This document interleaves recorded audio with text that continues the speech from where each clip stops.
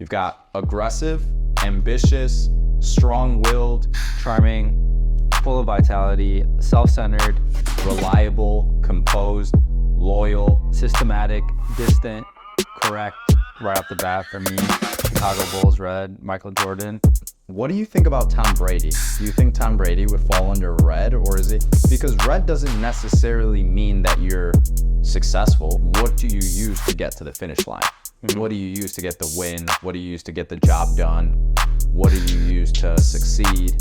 What do you use to feel safe?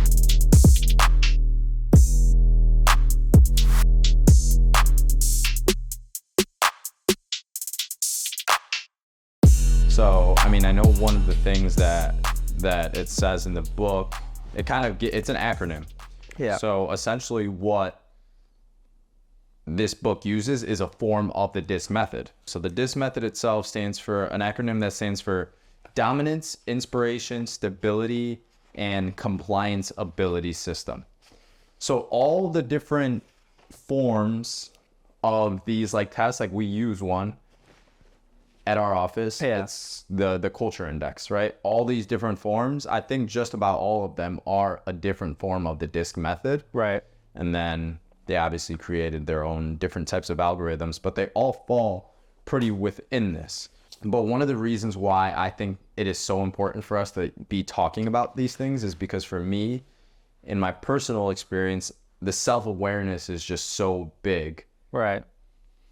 As far as what has allowed for the ability to just know where you should focus, right? So everybody talks about focus where your strengths are, work on what you're best at and use that to go places. Right. And so I think this right here, using some form of a DISC method and then using this book is a great way to start. You realize how people are interacting and how you're interacting with other people, and your reactions based off of, if you do something or react a certain way, you're wondering, why did this person do that?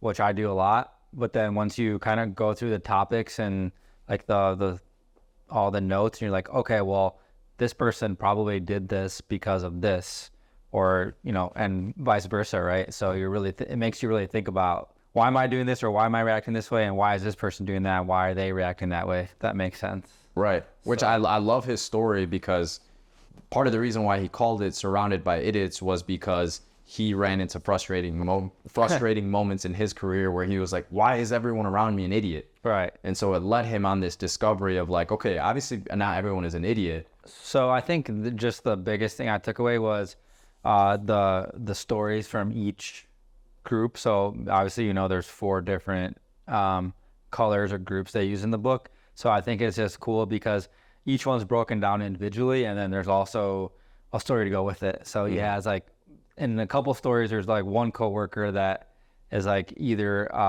more a green or a blue, and then he has stories for that. But then there's a red or a yellow boss in there, which he goes through and it's okay. But then it even goes back to when he was in high school, when he started to feel why am I surrounded by these people? You know what I mean? So it's just interesting to see. To me, visually and conceptually, it just helps understand the book a lot better and the concept. Yeah, absolutely.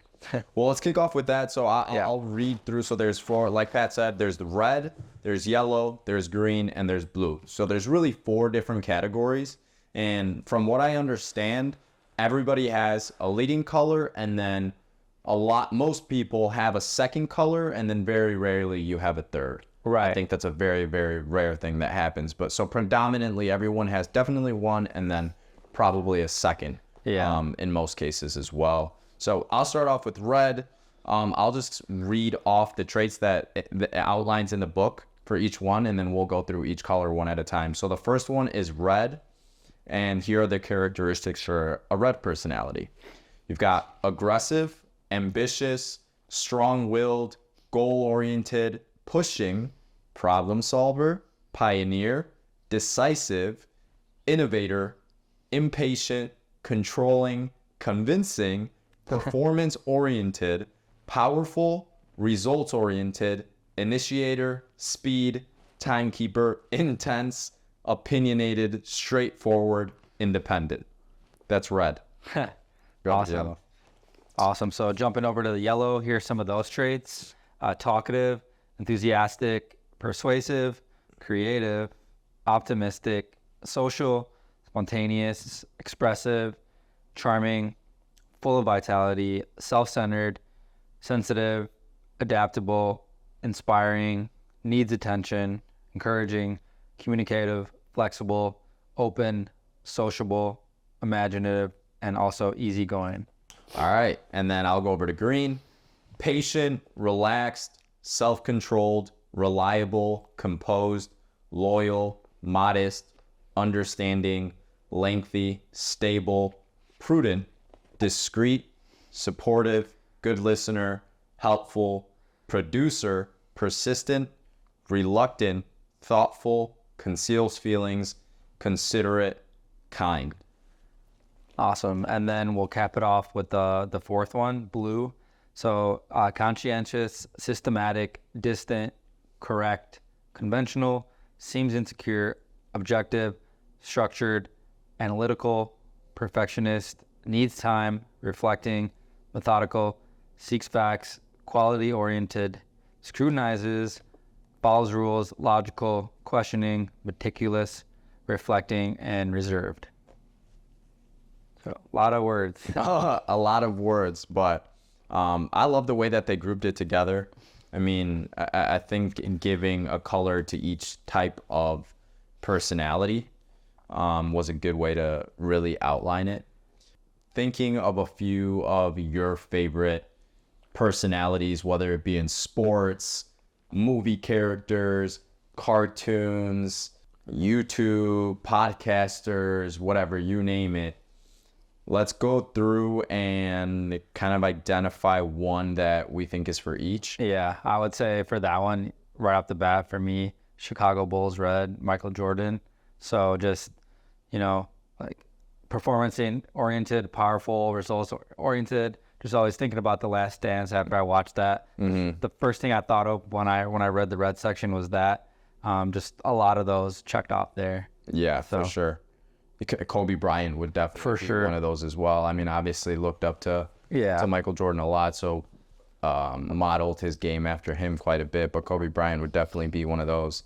What do you think about Tom Brady? Do you think Tom Brady would fall under red, or is it because red doesn't necessarily mean that you're successful, right? Like, red doesn't necessarily mean success. Like, none of these things are associated with particular results. It just means what are the things that you lean on. So if everybody started at the start line of a race and it was an obstacle race, we all use different things to get to the finish line.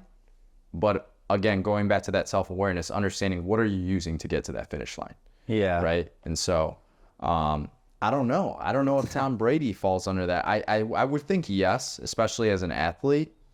But I also really see him being a blue as well, like very systematic. Yeah, very methodical, correct and analytical, perfectionist.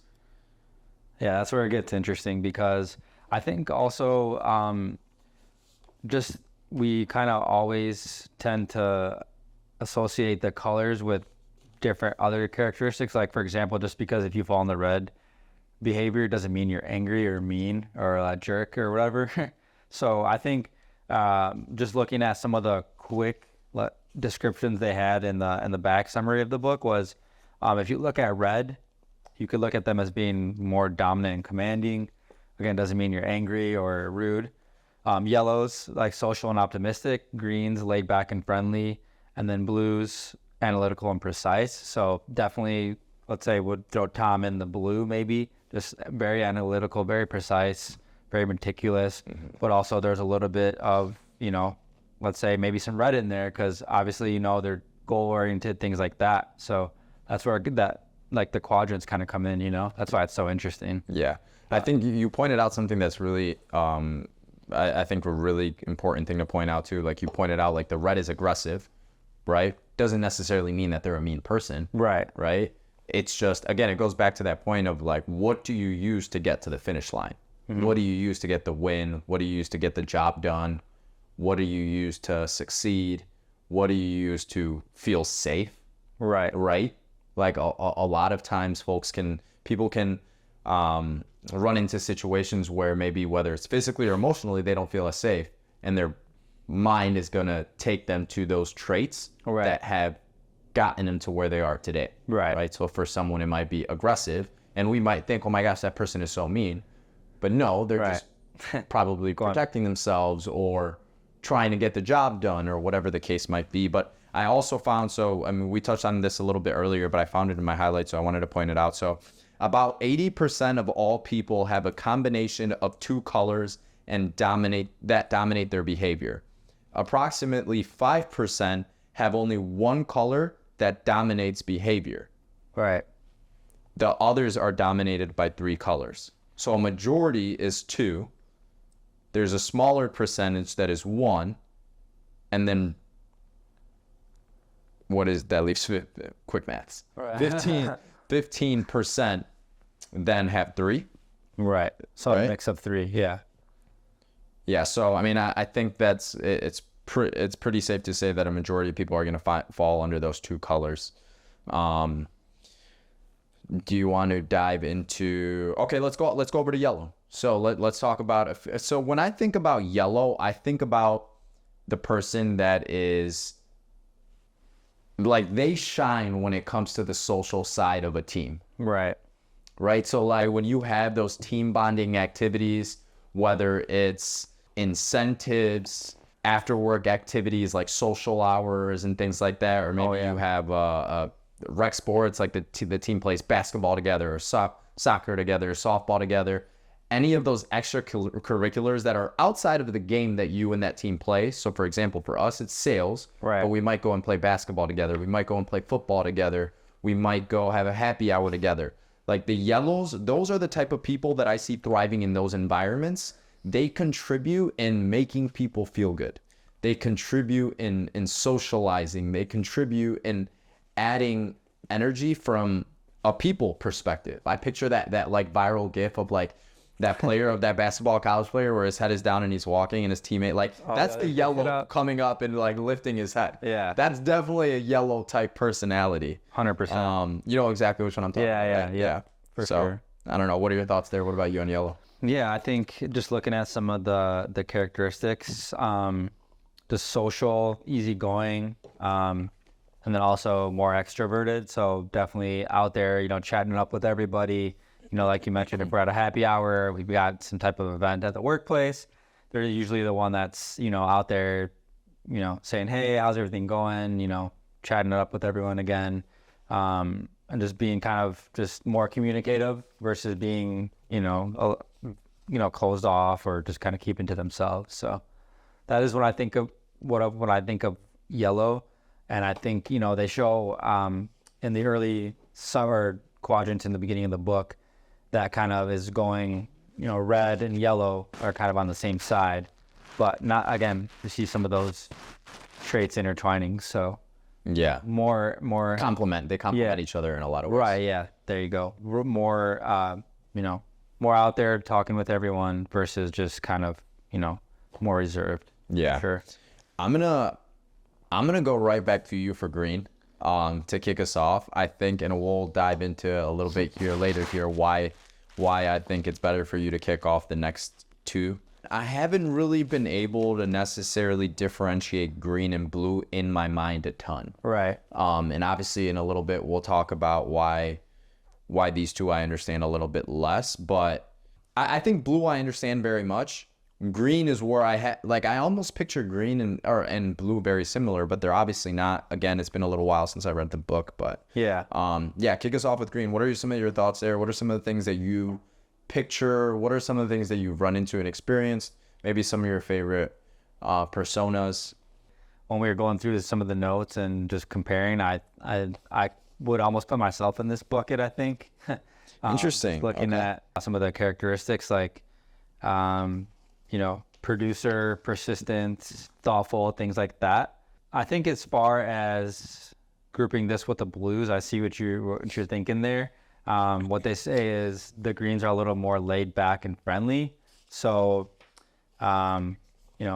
different than yellow in sense of they may not be, you know, out there talking with everyone at the company party, but they're still having a good time. They're still in their little corner talking, things like that. They might not be talking to everyone or get a chance to, but they're still there. They're having a good time. And then in the workday, you know, again, being you pointed out something interesting there. Like they're still socializing, but they might be in their little corner in their little pod socializing. Right. Whereas a yellow might be the one that has like this big circle around him and is entertaining everyone. Yeah, that a yellow will be entertaining a wider net. Right. A green is still having a great time, but they may not be the ones necessarily being the center of attention. Just a little more low key. Yeah, I mean, one of the things that points out, right, is yellows needs attention, right? And for green is discreet. Right. So, I mean, you hit it on the nail right there. They're still having a good time, but they just might be in more of a pocket. Right. I want to point out something here, and go ahead right after me if you've got more on that note. But I opened it up to chapter 6, green behavior, and I highlighted something interesting. If everyone were a driven leader, there would be no one left to be led. If everyone were an enthusiastic entertainer, there would be no one to amuse. And if everyone were a detail-oriented perfectionist, there wouldn't be anything to keep in order. This means that greens don't stick out in the same way as others do, and they often lend serenity to a situation. Where reds and yellows start off in top gear, greens are significantly calmer, right? So just that. I almost think of like poise. Yeah. Right? Like, I'm not sure if that's one of the words, but somebody who's very composed, calm, even stoic. Stoic. You said it correctly. Let's go. Finally, for the first time. But I almost pictured that, right? Like that. Obviously, stoicism, being stoic doesn't fall in one particular color. Like anyone can be stoic, but I almost picture that, like just someone who's just calm, quieter. It might seem like there's, you know, just madness going on, but they're going to be pretty chill. You remember coaches when you were growing up as athletes, at least one of my coaches used to always say it was, don't get too high in the highs, don't get too low on the lows. That's kind of what I picture when I think of green. Yeah, for sure. A little more passive, a little more reserved, just kind of calm in the chaos. But I don't know. I think the biggest thing there is just complementing with, I know here in the quadrants, they look at it with next to yellow, but also with blue. So what they say for the green and yellow is more relation oriented. So it's just interesting how it fits in those different buckets. But again, it says in here, you know, for green, good listener, but then also on yellow, it's sociable, communicative, things like that. So it's like, how are those similar, but how are they different? You know what I mean? Yeah. That's why it's so fascinating to look at those next to each other. But also, another thing I highlighted here. So once they've said they'll do something, you can be rest assured that it will be done. If a green says that he will do something, you can be confident that he'll do it. If it's in his power to deliver, he will. Right? And I think, that's extremely important because contrary to the past two, I think reds and yellows can be like a red might be moving so fast paced that picture like trailblazing, right? Like you're going to leave a mess behind you, right? Yellows, they might talk the biggest game in the world, but they almost might talk themselves out of the actual game that can be delivered on. Yep. And then you've got yellows where they're going to say what they can get done. And if they said they can get it, they'll get it done. For sure. Right? And they're not going to say they can do something if they don't know that they can. Right. Right. Which all are important, right? Like red and yellow, that's in most organizations and in most, if you were to stick to nature, red and yellow has been historically what you would, those two combinations would probably be what you consider a sales personality. Yeah. Right. So it might be the driver, but also you need to get things done. Right. Yeah.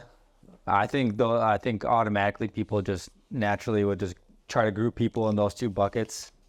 Just say, oh, I know this. I've had this manager and he was really in your face or really confrontational, or this person was much more relaxed, or this manager didn't even come to the part. Like, you know what I mean? There's so many people. Once people read the different traits, they can automatically start trying to group people in there, but that's why it's so important to just get a better understanding. And like you mentioned in that part about in the chapter 6, I think it was for the greens, that if everyone was in one bucket, then there would be no team. So you can't have everybody on the same side because everyone plays their part. There's some yellows, there's some reds, there's some greens, there's some blues, and everyone comes together for the team. Yeah, so exactly. I mean, there's a really, we'll dive into it, but there's an interesting experiment that I'm sure you'll want to talk about that they do in the book, and it's like a perfect example of why. And I think that's something that we shouldn't understate. Like, any functioning team needs every one of these colors, whether, and you might be reading this and saying, well, I own a small business and I'm a 2-man team. right. Well, by the percentages, there should technically be then 4 colors there because most people have 2 colors, right? So you should probably have 4 colors. And I always go back to energy units, right? So everyone has a certain amount of mental stamina. So I might necessarily, for example, be 1 color, but I might be working on a project that requires me to use traits that are in a different color. Right? And I will be able to do that. At a certain point, I will run out of energy units faster because I'm using up more energy Quicker. working outside of my natural traits. Right. But it doesn't mean you can't be one or the other, right? Like, just because you're red or yellow doesn't mean you can't be patient. It doesn't mean you can't be loyal or reliable or relaxed. It doesn't mean that you're only these things. It just means again, it goes back to what do you lean on? What do you lean on? What do you revert to when the going gets tough, when the job needs to get done? But also, you understand what is needed in a particular job, and you'll lean on those traits to get it done. Yep. But with that, want to go over to blue? Yeah. Let's cap it up at blue. So yeah, I mean, kind of what we talked about, similar towards the green, but a little bit more, I would say, analytical, a little bit more like fact-based. So they talk about in this one, this is the person that's going to be making sure if there's a company party that's, not in the office, that they tell a story about like, hey, this person's really, they heard the whole plan, but then all they were really worried about was, okay, so if the party's at 6:30, what time are we leaving? Who's driving? How many people are driving? How are we going to get back here? And I think about myself a lot in that situation too. Like, what are the logistics? What are the systems in place? What are we doing? Just like really down to the T as far as, what's the plans? How are we going to get there? And things like that. So I think that they talk about at least a bit as being a little more passive, a little more introverted versus, the reds and yellows at least. Yeah, absolutely. One of the things that I highlighted here for the blues was, if a particular method works, why change it? While a yellow or red would find new ways of doing something simply because they were bored, a blue repeats the same thing time and time again, right? And that goes back to, like, if it's not broken, don't fix it. Right? Like, blues want to do things correctly and most accurately. And also blues will find weaknesses and things that are incorrect in anything. Like, they are wired almost to find what's wrong, right? Yeah. Like, they're looking for accuracy. Like, to them, accuracy is good. Right. Just consistent procedures, policies, things like that. That's what I think of. For me, for that one, it was really the stories, because I thought that they painted a great picture of describing how those people interact with others in the office. Again, going back to, let's say, the company party example, if we, we're all out and about, we have the table set up and things like that, there might be, a blue or a couple blues just keeping to themselves, just more reserved. Doesn't mean they're not having a good time, but just doing your own thing, just making sure everything's in order, maybe even being happy to plan the party, things like that. So I think that those really resonated with me as far as just what do these people do in action, you know what I mean? So awesome. I want to go through an exercise. Let's do it. I'll go first. All right. I want us to just dive in and give each other who we think the other is.